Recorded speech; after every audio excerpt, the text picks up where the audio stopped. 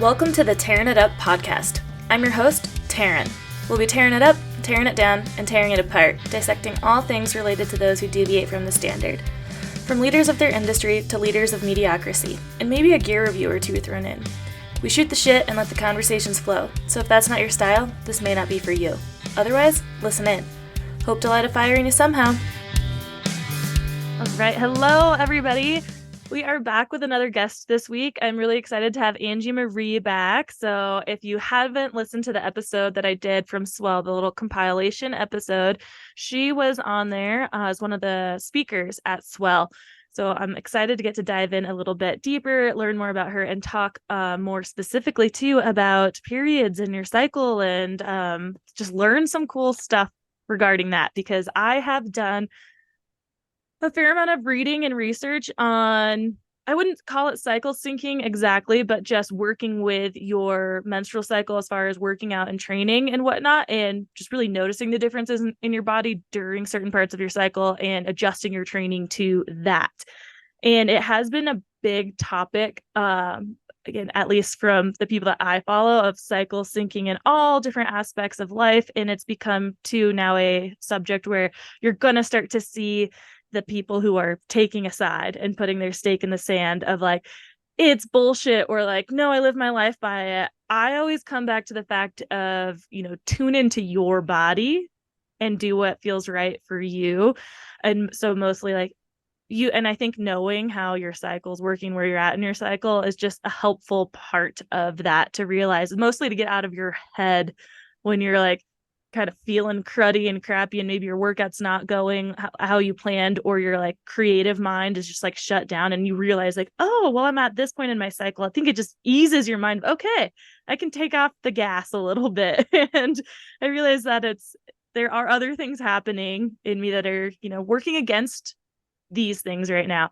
So before we dive further into that, Angie, I want to turn it to you and just kind of do a little reintroduction to the people. Where are you at right now? And what's going on with life? Can I first acknowledge, A, I love that you just dove into that. B, I agree. This whole idea of cycle syncing is turning into a this or that side. You either go 100% full in, doing everything related to your menstrual cycle and making it more of like a dogmatic paradigm. And then you have the other side where this doesn't exist. Menstrual cycles don't influence anything at all. And I am a type of person who I don't love to take a side or take a stance. I like being in that messy middle. Yeah, I love same. that that's exactly what you said there is you can still take the information that your body is giving you and you can apply it in whatever way you want. Make up your own rules. You do not have to apply some exact model for cycle syncing, and you don't need to ignore your body altogether either. Data is power in the way that like the more information you can get about your body and the more that you can notice is happening in your life, that's more data that you can then use to make decisions. Data is empowerment. So let's just look at it from that way when we talk about cycle syncing. I love that so much. Yeah, like I said, data is power, 100%. Yeah, and that was absolutely not an introduction about myself. Yeah, that's but I fine. like just jumping into things. I know it's hard. Host. It's really hard not to, because this subject to me is like, said, it's becoming huge. And when I first started learning about it, it was really empowering to those who wanted to work around their cycle. And then, like I said, now all of a sudden that more and more is coming out about it, you're seeing those sides being taken, and it's just turns into everything else where you're like, oh, cool, this is great, this works for me. And then you start to second guess yourself because you're seeing some other influencer be like, this is bullshit. And it's like, just do what feels right for your body. But yeah, figure it out. But yeah. So anyways, we'll come back to that. I promise. Angie, where are you right now? I am not at home. I have been on the go all month. I went to Virginia for my brother's wedding. I got to officiate baby brother's wedding. Then I Oh, flew back home for a few days, drove up to Canada, spent some time in Squamish, drove back down to Washington, then flew to San Francisco, where I sit in a nice old hotel right next to the cable car. This is not my usual life. Typically, I am living in the beautiful Columbia River Gorge amid the forest and the mountains and the river. And I do miss home being in this very big, loud city. Oh, I'm sure. I am sure. That's how I feel anytime I go to a city now too. It's like, whoa, like shell shock, like cool for a minute that I can like choose from 500 different coffee shops, but like shit, get me to the silence. And also, the coffee shop thing is such a risk. Every time I pass a block, I'm like, could I use another latte? Should I Yeah. get an Americano? No, Angie, you do not need that. How about a decaf at least? Yeah, seriously. Yeah. Well, that's awesome. What are you doing there? If you don't care or mind me asking. My partner gets to go to his tech conferences because he is not self-employed like I am. And so I like to tag along just for a little change of scenery. Maybe someday I'll be dragging him along to different conferences. But right now, being self-employed, I'm still in a place where I've been completely on my own for about a year and a half. And in terms of career, a year and a half is pretty short, right? So, if we're thinking about things in seasonal terms, which I tend to do, and I'm sure we will talk about that in the period concept, but I've kind of moved from this winter season of my life of just pure rest and taking ideas in and not really aiming in one direction quite yet. And I'm now entering this inner spring where I am starting to get a little bit more clear and strategic and have a compass pointing me towards where to go. So definitely not, dream self-employment career yet. I still have a lot of work to do, but it's been fun to just explore and, tag along in different places and say yes to a bunch of different opportunities. And now I'm finally about to be able to call back on some of those. That's awesome. I mean, just I think getting to tag along with your partner is an awesome experience. And like you said, maybe someday you'll get to be dragging him along, but that's the joy too, or like fun and being able to be self-employed. Like now you get a change of scenery to go to continue your work. Like I get to talk to clients or do podcasts or whatever from here or there. So that's really awesome and exciting. And yeah, it feels like I just got like dunked into winter suddenly, especially since it's snowing Literally and outside. Yeah, figuratively. exactly. And that is one thing I learned from you at Swell, kind of diving right back into that period conversation, was the seasons, the inner seasons that you talk about. And I hadn't thought about like life that way really, like in a little bit, but not in terms of my cycle, I guess, just in life. Yeah, because in seasons, it's like literally the season I'm in, like it's winter, so I feel like it's winter, like in my body and whatnot. But I love the way that you break it down with your cycle and whatnot. So tell me, I guess, like I said, I've talked about and learned about cycle syncing as far as working out and training. So what is it that you kind of teach women about their cycle and working with it in other aspects of their life? I think we need to rewind just a little Yeah. bit and go over what is the menstrual cycle anyway. In Yes. middle school health class, they tell us, oh, you get this curse, you bleed once in a while, pain is normal, all these symptoms are normal, which if they're interfering with daily life, they're not normal. Love That's that. kind of what we're given, right? It's here's a couple tampons, figure it out. There is so much more behind your menstrual cycle. In fact, your period is not the main event of your menstrual cycle. Ovulation is. You don't get a period unless you ovulate beforehand. So there are a lot of myths out there around what is a healthy period, what is a healthy cycle, what is a cycle? Because for a lot of people, if they are on hormonal birth control, it's actually suppressing the natural cycle. What you're getting on a lot of pills isn't a period, it's a withdrawal bleed because you're stopping those synthetic drugs for a little bit, which is allowing your body to shed. So, anyway, the basics of it is you can imagine a little roller coaster of a graph showing different hormones throughout the cycle. When you get your period, that is called cycle day one, the first day of full flow blood.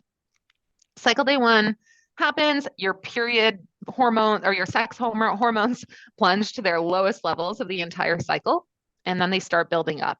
Over the next few days and couple weeks, estrogen will start rising, testosterone will start rising, and you get to a point for an average cycle about a couple weeks in where your body gets ready to ovulate.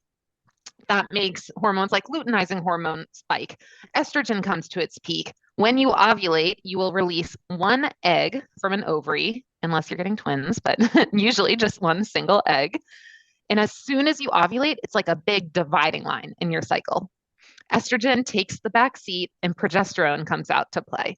And these two different hormones, estrogen and progesterone, leave you feeling pretty differently if you're paying attention.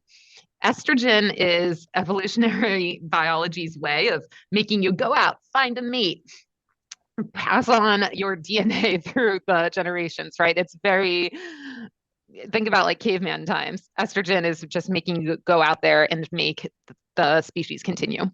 Progesterone comes in and it's like stay at home, keep a potential pregnancy safe, a little bit more cozy vibes.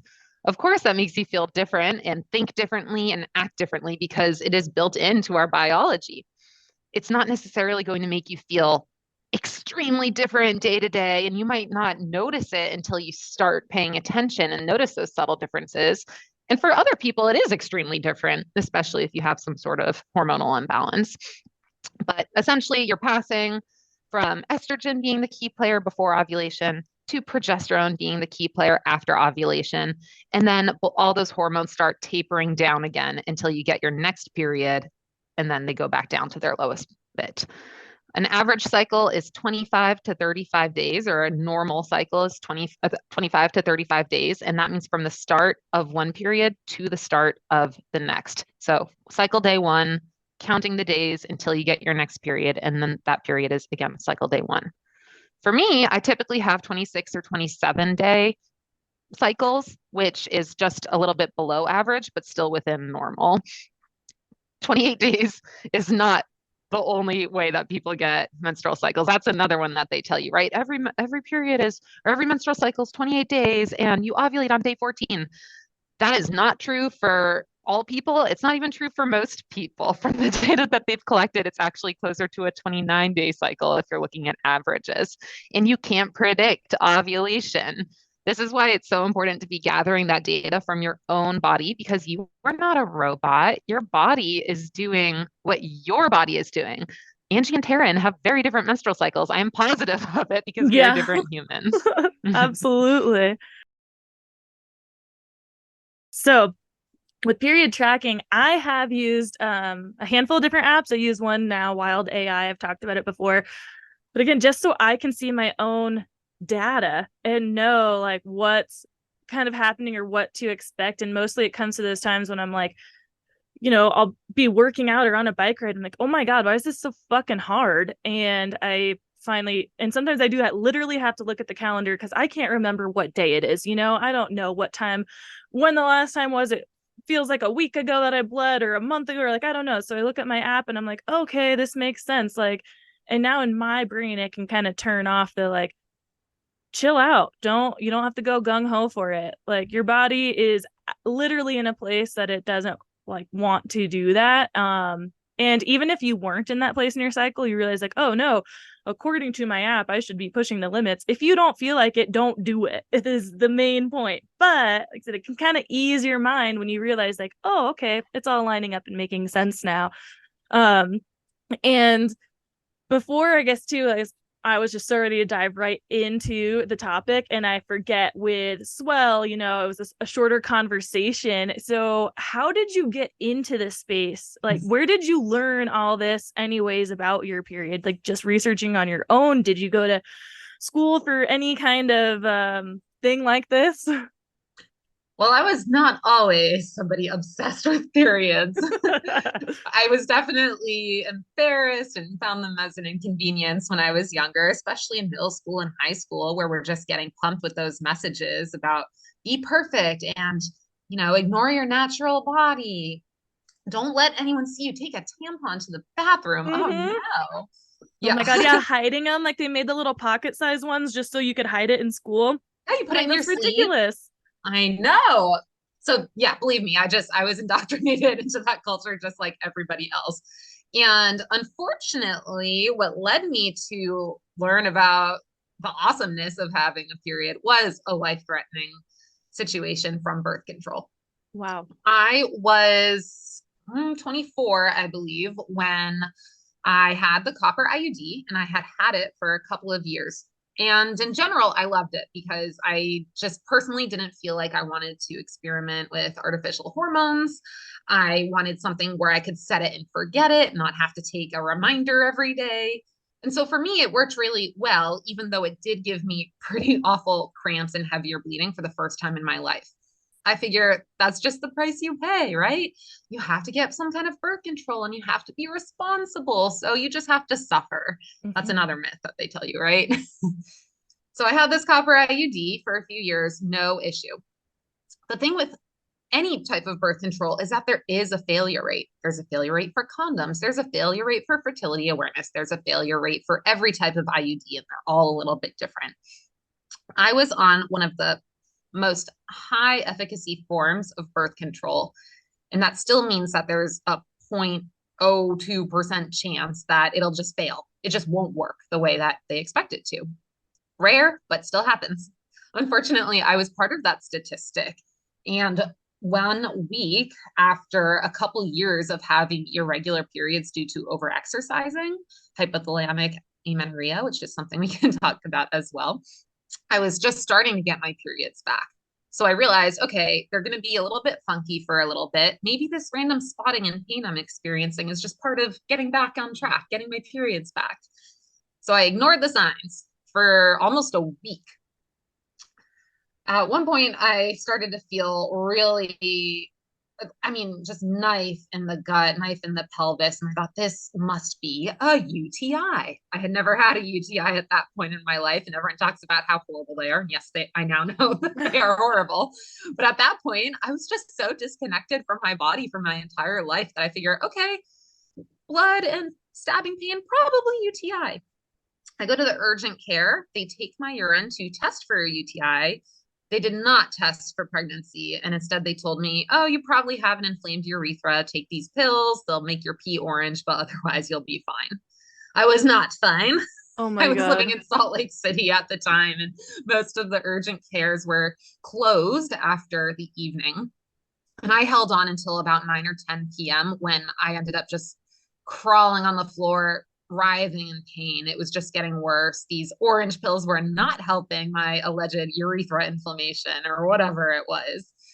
So went to another urgent care where they did all the same things, except that they also gave me a pregnancy test. And of course I laughed at that, right? I was on this very high efficacy birth control. There's no way I could be pregnant. I thought it was impossible. I didn't understand the risks or the side effects associated with it. And of course, my pregnancy test came back positive. They told me I had to go to the ER across the street right away and that they had already called to let them know that I was on my way. So I was like, well, there's no way getting out of this one. Yeah, geez. Yeah. So over there, they put me through the triage and put me in the trauma unit and checked everything. And it was confirmed I did have a pregnancy, which best case scenario meant that they would be able to give me drugs. And after a few days of drugs, a few doses, it would clear things out and I would be okay. The worst case scenario would be that they have to operate on me to see what the damage was, if there was any rupturing or internal bleeding going on, but they wouldn't know how bad it was until I went into surgery. Sadly, I did need surgery based on what they saw through ultrasound. So I went in at 24 years old into the first ever operating room I've ever been in, trying to make jokes with the doctors, and they are not there for jokes at 3 a.m. That was not a fun way to go under. Oh God. They actually put me in the maternity ward. So I wake up in the maternity ward totally alone. A nurse comes over to me and just immediately says, yeah, so they had to take the entire tube out. There was a lot of internal bleeding in there. Whoa. Just an immediate slap in the face. Like, how could I, a really healthy 24-year-old who never had any issues before other than some cramping from my IUD, how could I go from that to just feeling like my body totally betrayed me? My birth control that I was supposed to depend on totally that you're taught to like trust that, like, hey, if you do this, you're like no problems. Did they ever tell you that was a risk going into surgery, that they might have, like, worst case scenario would be that they take the tube? Yeah, they did tell me that it was a possibility, and I signed off on everything. They told me more about the surgery than a doctor ever told me about my birth control, right? Wow. Like, yeah. You're supposed to read the papers when you go to get an IUD inserted and you kind of skim them thinking you know everything, Mm-hmm. but there are real risks. And Mm-hmm. a lot of people who choose like a pill version of birth control, there are risks there that are often ignored. Some people have genes that make them more likely to have a stroke when they take hormonal birth control. So that's something you Wow. need to know about your Mm-hmm. family history, your body, the type of birth control that you're using. There are different risks for each one. Mm-hmm. So always ask your doctor, what are the benefits? What are the risks? What are alternatives? What does your intuition say? And what happens if you do nothing? What I just spelled out there is an acronym called BRAIN. B for benefits, R for risks, A for alternatives, I for intuition, N for nothing. So that's a good one to keep in your pocket next time you have to go to the doctor. Absolutely. No, yeah, that's great.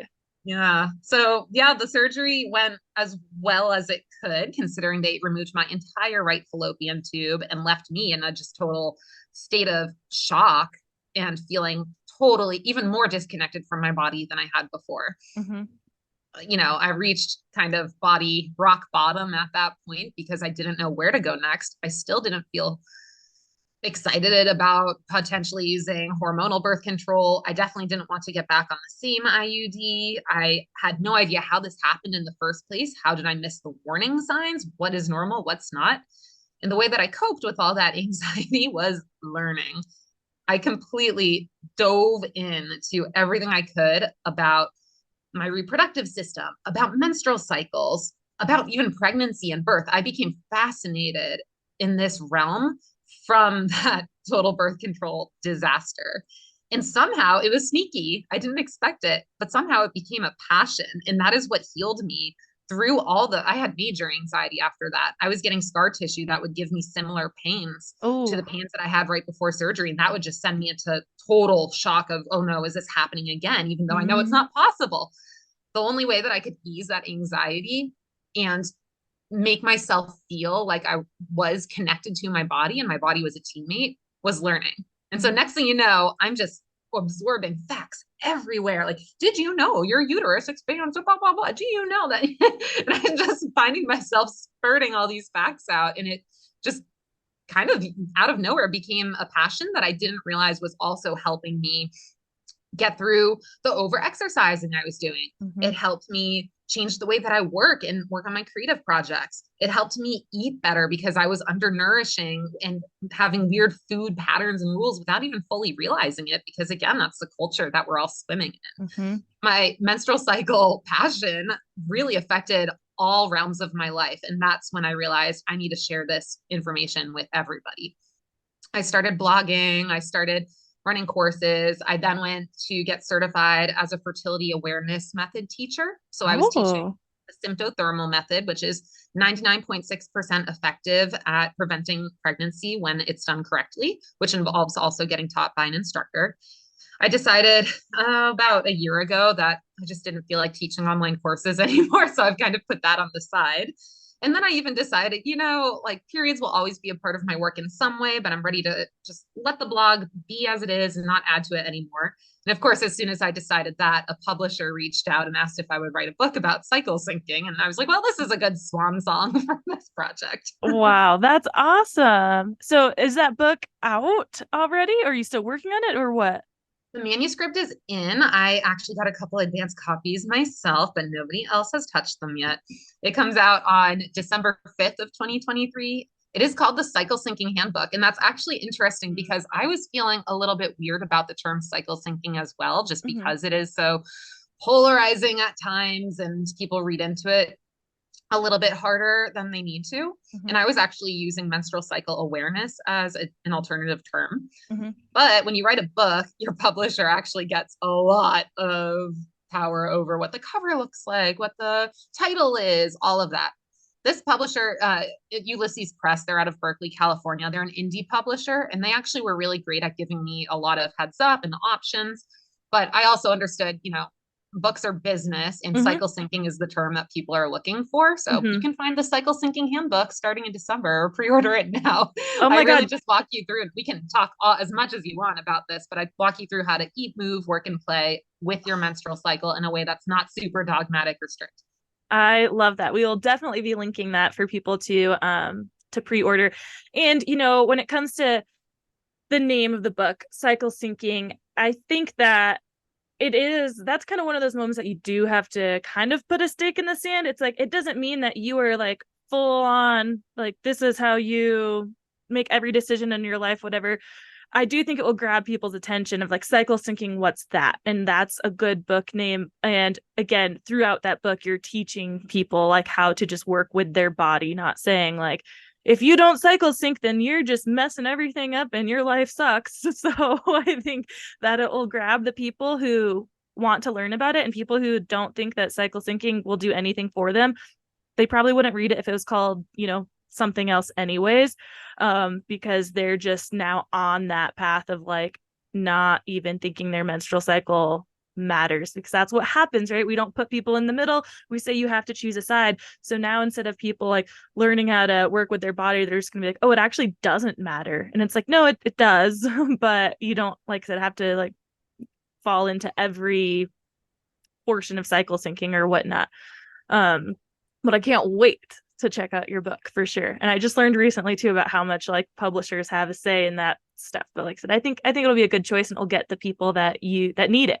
So right. It's not like I'm trying to be a bestseller or sell 1 million copies of anything. If I had to put a line in the sand and be like, this is the way to cycle sync, I just wouldn't feel good about that. I would rather not make money off of a book and still get what I truly believe out. Because a lot of the concepts that I talk about are just small shifts in your life. There's nothing super radical. Yeah. I talk a lot about managing your energy instead of managing your time. We get so many messages from podcasts, from blogs, from emails talking about time management. And I noticed from years past, if I really tried to dive into time management, it made me more anxious. It made me feel more behind in life. It made me preoccupied with how am I, getting max efficiency out of this and that today, even if my body was telling me to rest, or even if my body was telling me to, go at a certain time. If the blog or article says that you shouldn't be up before 6 a.m. on your laptop, well, what if I felt really good that day and wanted to be up at 6 a.m. working? Yes. Yeah. So managing your energy, like that is, to me, the key to, I still use words like productivity and efficiency, but for me, that really comes back to how can I use where my body is in that moment, in that day, in that part of my cycle or cycle of life or season. How can I use what I'm feeling to my advantage as opposed to fighting my natural instincts? Yeah.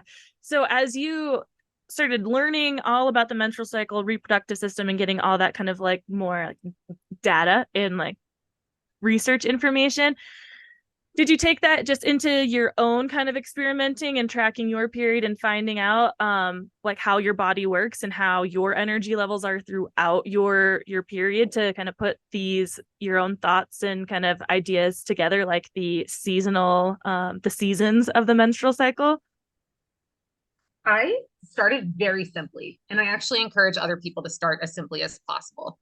For me, it was just noting, what is my cycle day? Again, cycle day 1 being the first full flow day of your period, putting down the cycle day and just a couple words on how I felt. I started to do that for a few months and noticed, oh, there's some pattern here. I can tell that I'm a little bit more energetic outwardly on these days and a little more introspective on these days. So I thought, okay, let me track this a little bit more. And I was using an app. This is actually the only tracking app. If you're actually tracking your fertility signs through fertility awareness, I only recommend the Read Your Body app. So I was using that one to track different symptoms and moods and energy levels. And so you can do that on pretty much any app. I just don't want you to have an app tell you when you're fertile or not. You can be the only one to know that. So disclaimer, do not just use natural cycles and do what it says, because it is not taking into account all of your biological data. Anyway, so on Read Your Body, I made an electronic version of a daily reflection, where basically this would take me 3 minutes a day. I would go through the cravings column and mark any cravings I had. I'd go through the energy column and put like however many lightning bolts of energy I had that day. I'd go through, am I feeling like romantically involved today, sexually involved today? Basically just coming up with a handful of categories that I wanted to start rating from day to day to find more patterns. So then that info was also really eye-opening, where I started to notice very clear sections of my cycle where I would feel one way compared to another. And for me personally, I started to read a lot more. There's a whole bunch of people out there talking about the seasons behind your months. I did not make this up, but a lot of people for generations have noticed the kind of seasonal qualities of the menstrual cycle. And I found that that resonated a lot with me. I'm super into not all the outdoor sports, but a handful of outdoor sports. I love trying new ones. I love getting outside, exploring. That's sort of my world. My passion is outdoor adventure. So for me, seasons made sense. Yeah. I love being outside.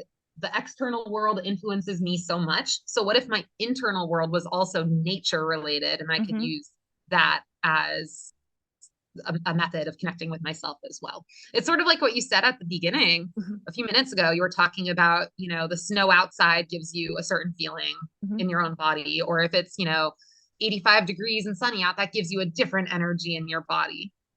The outward planet seasons can have such an influence on the way that we feel and think and act and perform. So of course our inner seasons can do that as well. I think that will resonate with a lot of people here too. Amber and I were just discussing on another episode, like when we talk about our podcast, we don't really say like it's an outdoor centric podcast. However, like we're very outdoorsy. A lot of topics we talk about are outdoorsy. A lot of our guests have something like in their core, whether their business is reflected directly into the outdoors, like them as a person, like their soul and core is connected to the outdoors. So I think a lot of our listeners too have that outdoor, the love of the outdoors. And so that's where it hit me when I heard you at Swell, was like, I can really connect to the seasons, because that is how I live pretty seasonally, whether it's by sport or like, I've had seasonal jobs, but my life has just been so affected by seasons, just change. Like, okay, here we go into this season, that connecting that to my menstrual cycle, like I think it resonated the same way with me as it did with you. And I think it will with a lot of the listeners as well. Can I ask you then, what words come to mind when you think about the winter season, and how would you describe winter's energy? So I love that you asked that, because Amber and I, again, as we discussed this the other day, did mention that like in winter, because she brought up seasonal affective disorder, and like if I feel that I am affected by that, and I mean I feel like I have been, but I am such a winter sport person too that it excites me. So winter does, but at the same time, that doesn't mean it doesn't give me the feeling of like, I want to be cozy, and like I do still want the hibernation mode. I want to be home. I want warm, comfort foods. I want candles lit. I want like nice ambiance in my lights, my little Christmas lights or whatnot. But at the same time, during the day, I get excited to like go out and snowmobile or snowboard. But yeah, the overall vibe is definitely like, I just want to be cozy and comfortable, and things are just a little quieter. Okay, so happy that you mentioned this, because this is a great example of how cycle syncing is not prescriptive. If you're looking at one side of the cycle syncing extreme spectrum, they would say, oh, in your inner winter, you must stay at home and don't talk to people. And no, do whatever you want. It's about noticing what's exciting you in that time. Yeah. So a lot of people, for their inner winter, which for a lot of menstruators, that occurs around the days of your period. For me personally, my inner winter starts the last couple days of my cycle. So about 2 days before my period comes, I start to feel those winter vibes really creep in. And then it lasts for the first few days of my period. That is my inner winter. And I love skiing. I like winter. I mean, I like winter. I love skiing. And I find that skiing is a really intuitive and a strong way to connect to myself. And that is what inner winter is about, is connecting to yourself. It's usually more inward focused, a great space for reflection, for tuning into your intuition, for restoration. Even if you're not completely physically at rest, maybe you find some mental restoration by going skiing, by going snowmobiling. Whatever your passion is, you can approach it in subtly different ways from season to season, so that it can give you what you need. The menstrual phase obviously has its challenges. Every season and phase of the menstrual cycle has challenges and superpowers. It's a matter of noticing them so that you can prepare for them before they arrive. So for a lot of people, inner winter is a time of pain because they have period problems. They have symptoms that they're not excited about. And I don't know, I kind of think about the downsides of winter, you know, public transportation shuts down. You have to shovel. There's a lot of inconveniences. Yeah. I don't want to dismiss anyone's period pain. It sucks. It's also an inconvenience that comes with the season sometimes. And there are so many amazing powers that come with winter as well, like clarity, forgiveness, acceptance, again, tapping into the core of who you are. It's a lot easier for many menstruators to ask themselves, what do you want? And have an honest, clear answer during that time compared to a time when your hormones are higher and messing with you. Yeah. I just love the whole thing about the seasons in your menstrual cycle and being able to kind of connect to that. Like, okay, why I'm feeling these like cozy vibes. I just want to be at home. Like, oh yeah, it's my inner winter. It's like, I don't care if it's the middle of July. Like, I am allowed to have these few days or whatever to feel like I need to go inward. And how have you found that those seasons, like that you work with them? Like, how do you use them? Do you just kind of look and notice like this is where I'm at, or are you really scheduling like your work and day to day by your seasons? I am not perfect and I am definitely always evolving. But yes, all of those seasons kind of influence my project planning, my calendar. I'm happy that I have this time with you scheduled to chat on this podcast today, because a week ago I would have been way more spacey and in my own head. Right now I'm in my inner spring, kind of the first half of my inner spring. So it has that spring-like energy of coming back to life, coming out of my hibernation. I have a lot of ideas sprouting all around me. That's all really fun and, you know, positive spring-like energy. But there are some downsides of spring too, where, oh my gosh, there's so many ideas sprouting around. How do I know which ones I can actually tend to and water? Because you can't tend to them all, right? There's a lot of shiny distractions around in spring. Absolutely. But knowing what my powers are and what my challenges are typically like in my spring, I'm then able to plan ahead and think, okay, spring is in that time of my cycle, knowing around what days my spring typically is, I can plan for those days to be more of my strategic working days. Maybe I'm building a new program, planning an event. I really like doing the nitty gritty of the outlines and the structure and the strategy and the planning in my spring, because I have something to work on that I decided on my inner winter. Again, with inner winter being that more inward focus, clarity, reinvigorating energy, that's when I'm able to decide, okay, for this next cycle, what am I focusing on? What's my intention? What do I actually want to do? Spring is that time to start planning and acting on that. Then you enter inner summer, and this is your full bloom phase. This is around ovulation for most people. So again, biology is like, get out there and find a mate and have babies, even if you don't actually want that. Yeah. But that's why a lot of people feel that way during ovulation. They'll often feel more confident, feel more social, feel even more like a strong communicator. They're able to find words more easily. A week from now, I wouldn't stumble as much on podcasts, you know? It's always an evolution. Yeah. So how can you use your inner summer energy to plan your month or your cycle? Well, during those days, if I have the power to, then I would be trying to schedule presentations for that time. I would be making sure that I'm getting in the bulk of my writing at that time, because for me personally, I find that I write more easily during my inner summer, and then I edit more easily during my inner autumn. So finding those puzzle pieces. I'd like to do those big, bold moves in inner summer so that when I get to inner autumn, which is, you know, more of a harvesting season, it's a time to nest and prepare for hibernation and tidy up to get ready for the coming winter. That's when I like to do my editing. I find that in inner autumn, I have a lot more insight and critical thinking, where I can look at whatever I created in the seasons before and be like, nope, that goes. Yes, this stays. This isn't really true.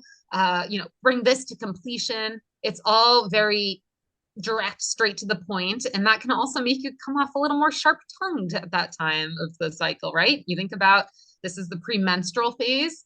There's a lot of, whatever you feel. It doesn't help if society is calling you a bitch or being like, oh, are you just PMSing? Right. That's not Yeah. productive at all. What if we could reframe it as, oh, you're in your inner autumn right now, so you're going to be a little bit more direct. You don't have as much capacity for just, dealing with bullshit. You also feel that inner critic come out a lot more in inner autumn.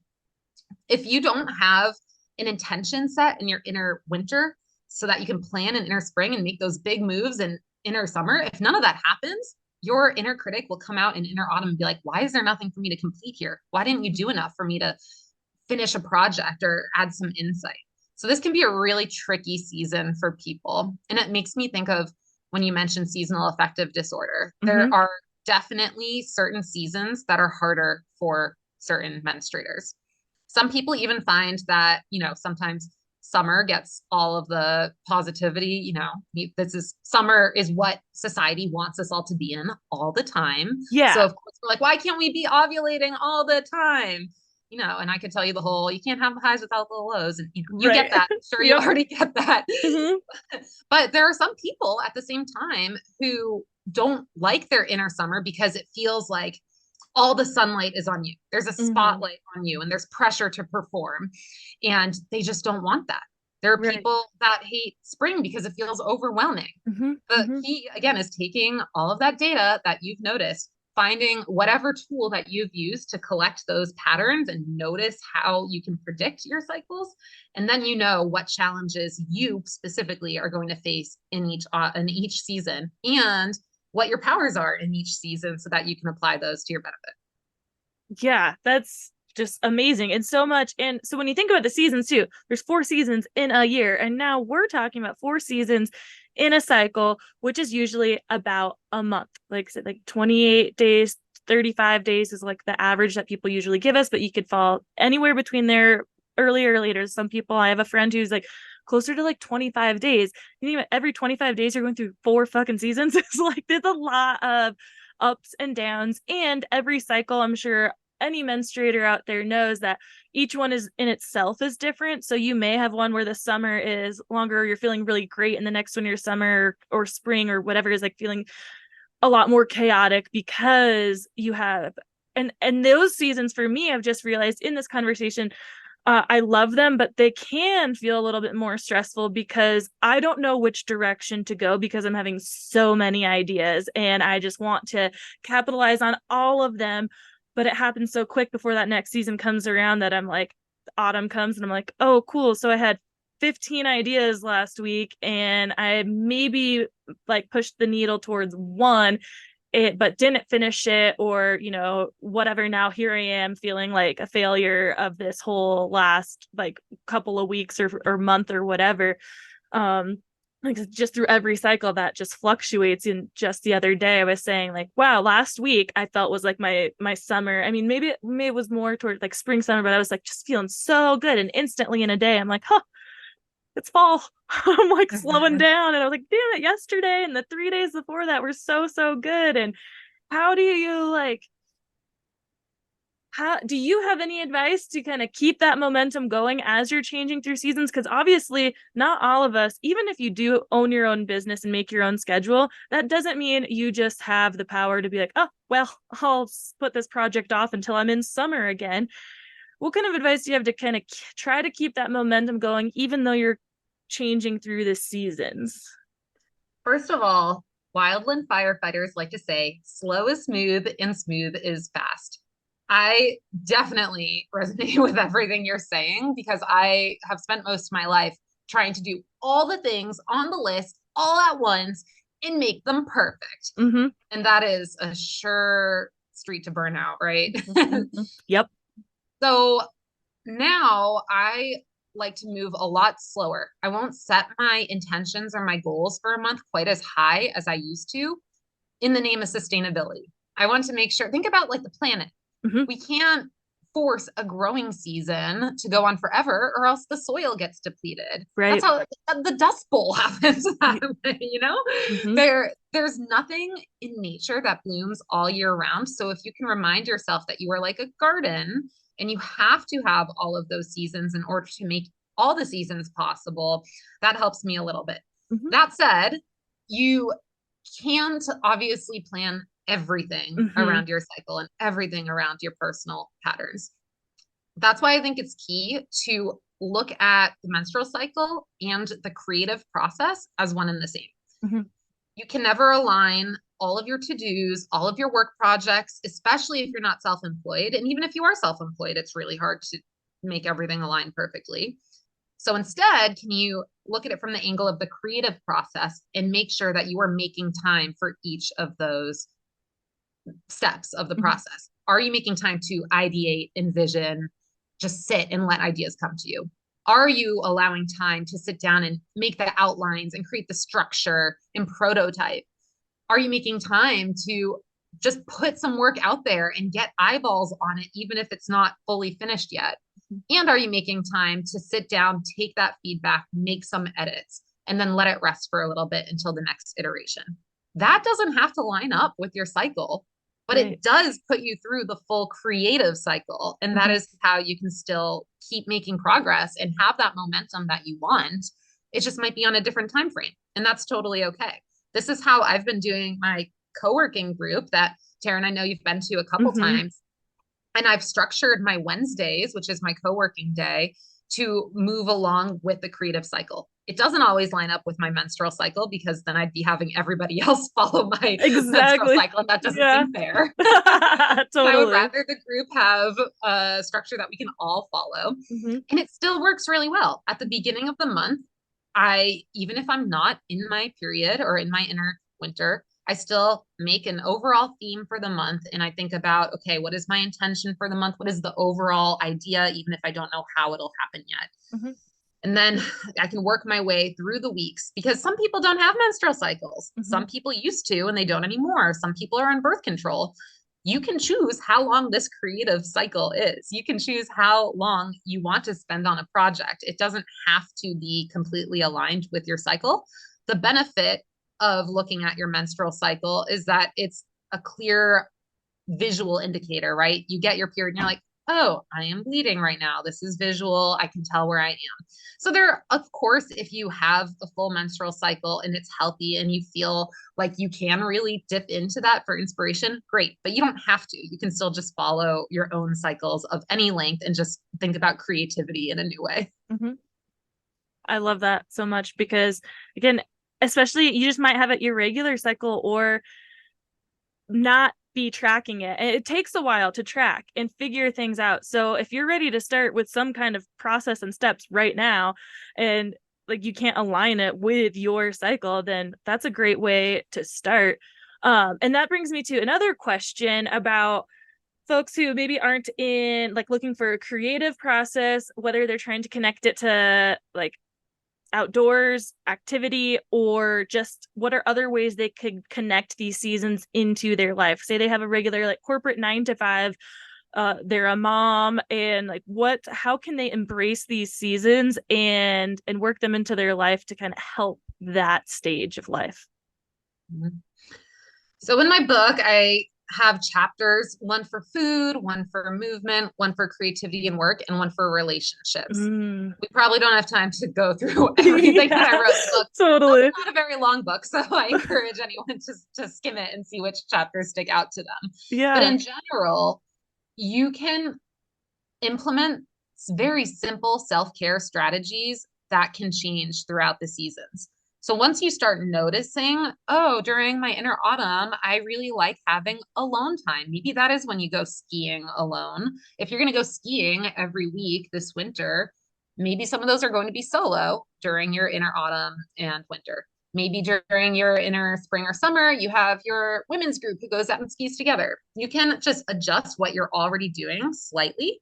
For example, for movement, maybe you have a workout plan that you can't change. It's just the way your coach wrote it, or you're training for a marathon, whatever it is. But even if you can't change the what of what you're doing, You can change the time of day. You can change who you're doing it with. You can choose where you go. Right now, I'm in San Francisco, which is an exciting place for me to run. And I'm in my inner spring. So I'm all about curiosity and exploration and trying new things. Oh my gosh, I have done countless miles around the city the past few days, just no plans, just seeing where it takes me because I'm just so, looking at all those sprouts, like, where does this street go? And like, that's totally fine. I can go back to my normal routine after that when I'm back home. So just doing those subtle little shifts is really helpful. And you can also think about a cycle within a day. If you don't have a lot of flexibility, maybe you can think about your day being a full cycle where, the going to bedtime routine into your morning routine, maybe that's your inner winter and that's your rest and restoration. Maybe your morning is your springtime when you're doing that planning and structure. Maybe the late morning to early afternoon is your summer where you're getting in your meetings, your presentations. And then maybe your evening is your wind down autumn time. There are different ways that you can apply seasons, just like seasons of life. Like I mentioned earlier, I was in an inner winter phase when I left a relationship, quit my job, moved. I had so much happen that just left me almost with a clean slate. And I realized, wow, this is a winter time in my life. There's no way around it. Now I'm approaching that springtime phase, and I'm in my springtime phase. In a couple of years, I imagine I might be in my an inner summer of my life. I can't really predict it because you don't know how long these will always last, but who knows? And some people also find that they are a default season. I personally see myself, if I get really specific, I think I'm a late spring, early summer, and that's where I feel most at home. So how can I add those elements of late spring, early summer into my everyday? Because that's where I feel most myself. Do you know where you feel most yourself, Taryn? So I love that you brought this up. It's like the seasons within seasons, because again, the conversation Amber and I just had the other day, I was talking about how I feel like I've kind of been had been in a funk for like weeks. And like with this conversation, it would be like I was just in a inner winter for weeks. And then all of a sudden, like the turn of a hat, in my summer, just full bloom summer mode. And now I can feel it kind of like aligning back with just like seasons of my cycle, but it made me really confused for a minute as I got into this summer and was feeling so good last week and everything felt great. I felt strong, smart, creative, just like on it. And I was like, had an identity crisis for a minute of like, oh my God, is this going to end? Like, am I at my core the winter person and I'm just having a good week? Or like, what's happening? Because I feel like I am this summer person and I want this energy all the time. And I feel like I have this energy to give, but like, I don't want it to go away. Is it going to go away? And just, this kind of interesting conflict of what is my kind of most inner season. And if inner winter was or is, it doesn't have to be a bad thing, but I look at it as feeling unmotivated and gloomy. And so I was just like, I don't want to be back in that place. So interesting, because I think if you're a natural inner winter, whoa, you are so wise. You are so thoughtful and intentional. And I love that. And society, of course, would make it look like winter's the bad one, right? Or they think like, oh, if you're in autumn, you must be like a hard ass. No, oh my gosh, this is why it's so important to really pay attention to each phase, because you will find the powers. There are many times where I wish I were more of a natural winter. Well, and it's like with anything in life, right? Again, we always talk about how we're in certain seasons of life. So you're not maybe going to be that one. Like if I am a more inner winter person, I might not be that way like forever. But maybe I have certain notes of it at my core, but certain times of life, I'm going to be in summer longer, spring longer, or winter longer. And that's where I was just trying to figure out. Yeah. Like I said, it just gave me felt like an identity crisis of like, what's happening in my life right now? Who am I? Like, what season do I like mostly live in? But having this conversation makes me feel like no matter what the season is, like, it's not bad. Like, to me, I've looked at autumn and winter as kind of the not fun seasons. Even though I love winter now, there's still a large part of the winter that isn't that fun because you don't know what's going to happen. Skiing might not be good. What if it doesn't snow a lot? Then it's like, oh, Totally. this season sucks. And so I feel like there's more negative connotation with like autumn and winter, at least for me personally. And I don't want to be like described as that or feel like that, but what I'm actually looking at is the pamphlet that you had from Swell. So I'm seeing like the powers, like looking at the powers within each season is just so helpful. And yeah, so I really don't know what inner season I like You don't resonate need an most answer with. either.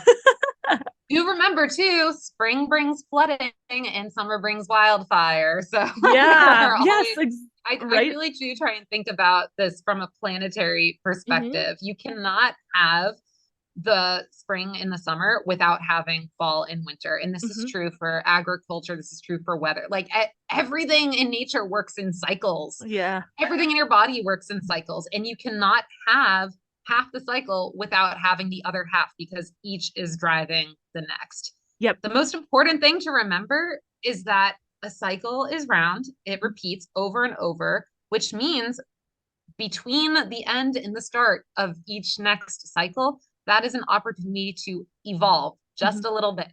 And if you can just inch closer and closer to who you are truly in your core, what your goals are, what your intentions are, how you want to live your life, you can use this cycle, the menstrual cycle, or your own timed cycles in whatever way they make sense to you, to just get an inch closer to being that person or having that dream.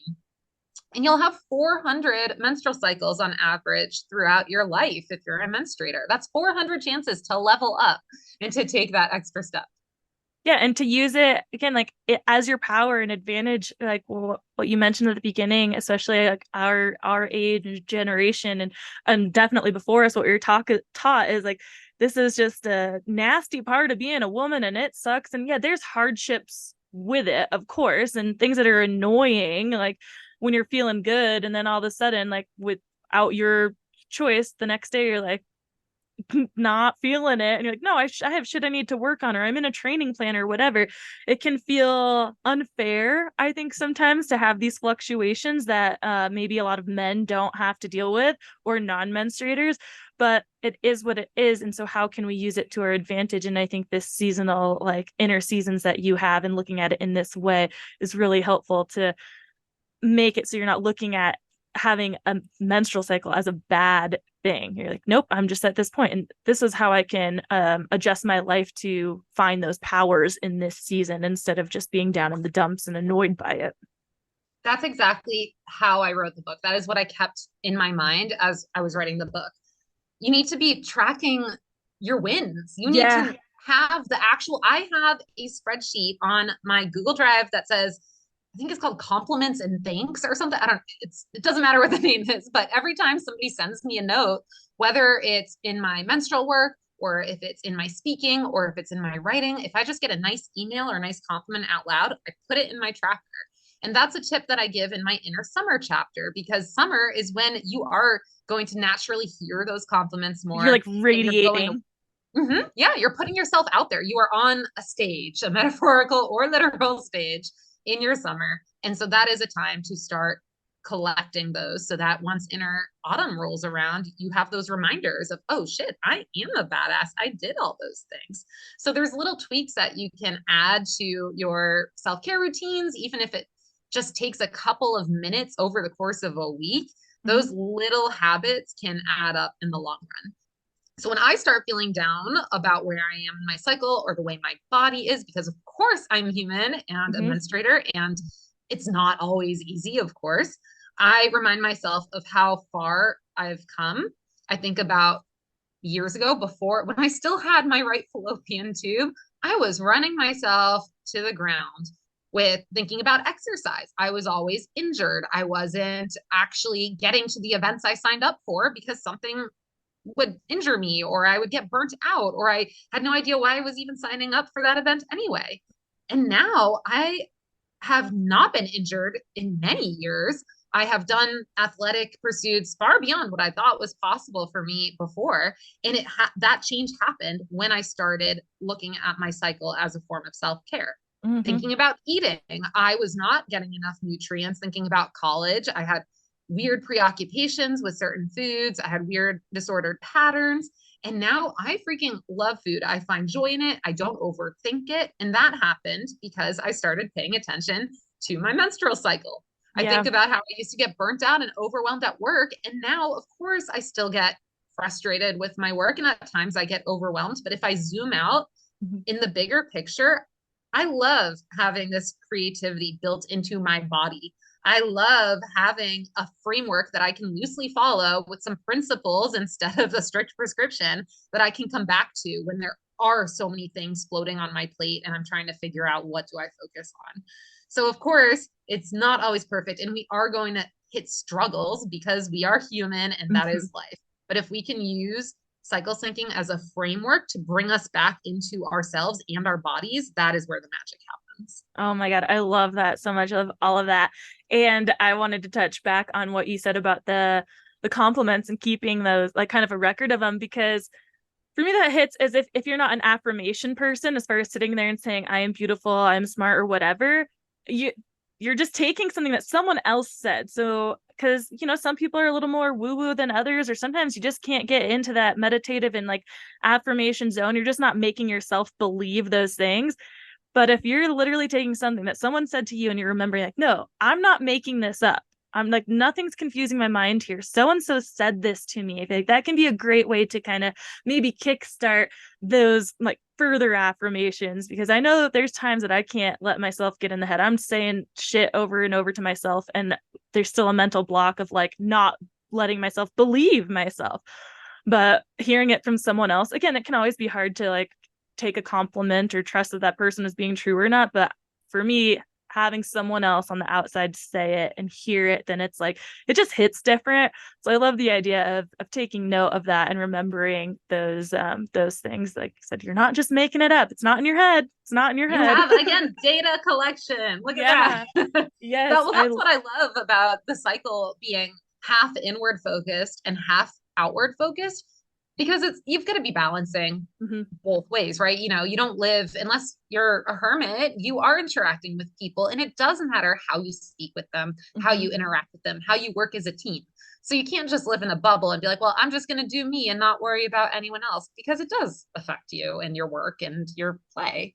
And of course, you also need the equal-ish amount of time for reflecting by yourself and coming up with your own opinions and your own ideas and not having any external influence. So again, this framework reminds me I need external input and I need what's coming from my own inner mind and soul. And I can take both of those pieces of data to determine, what do I do next?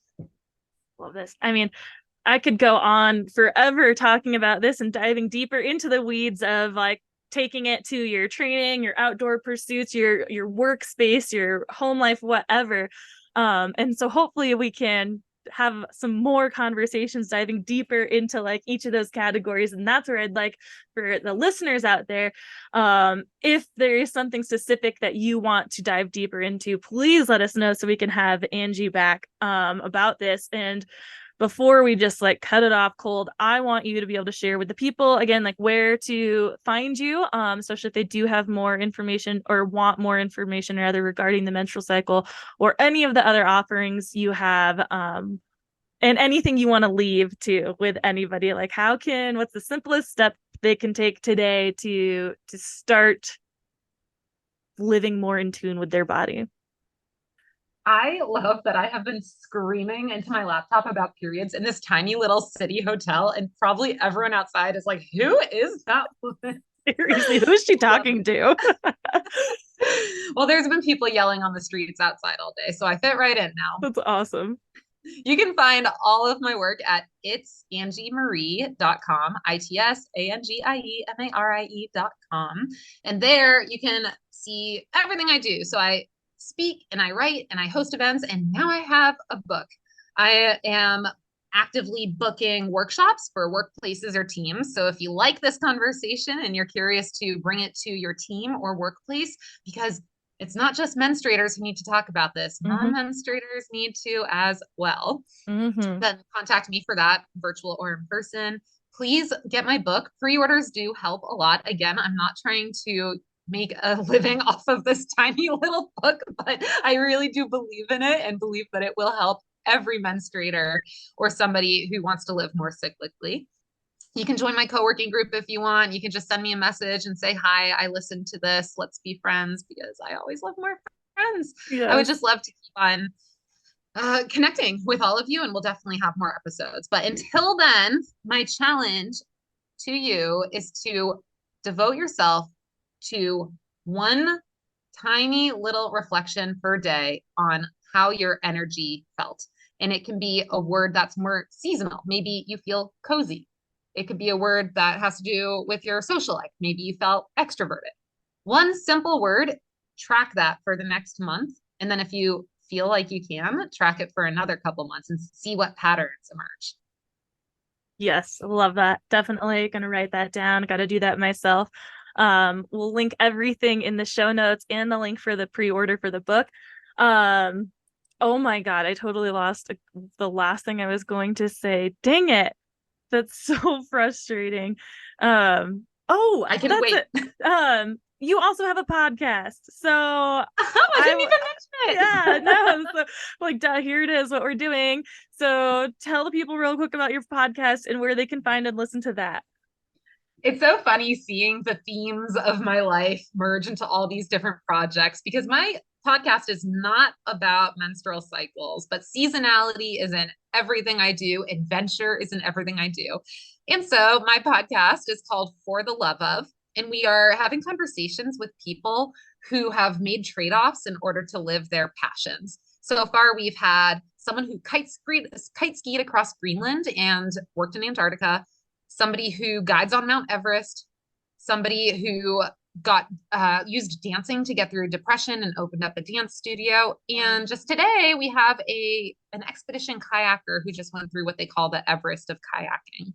So people who live very passionate lives and who might live a little bit more unconventionally, which I relate to as well. So check out For the Love Of podcast. I think a lot of our listeners would love to hear those adventure stories, whether they just want to hear the stories or it resonates with them and they've done something like that.